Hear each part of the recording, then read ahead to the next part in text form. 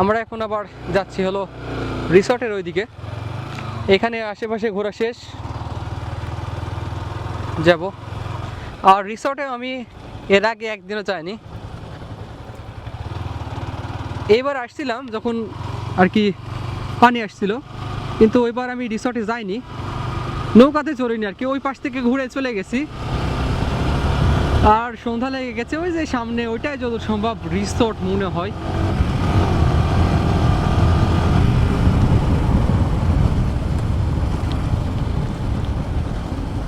চলিয়ে চলো।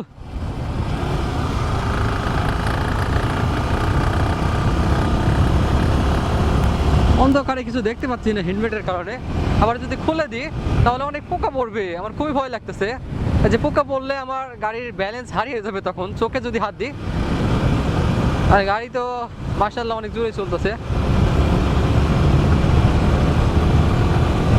দিনটা খুবই উপভোগ করলাম ভাই, যাই বলেন। আরে বন্ধু সামনে।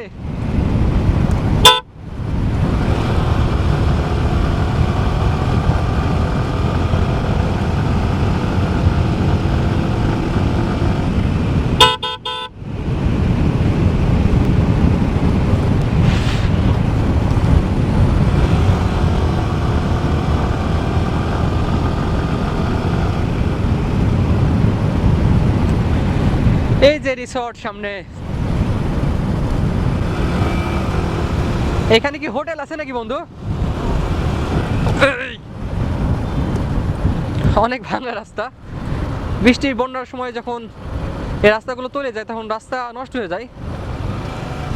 এই যে রিসর্ট, রিসর্টের ওই পাশে ওইটা আবার কি হচ্ছে?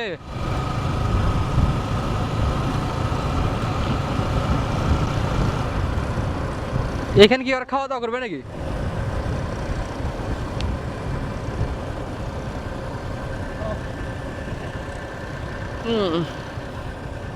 এই যে রিসর্ট।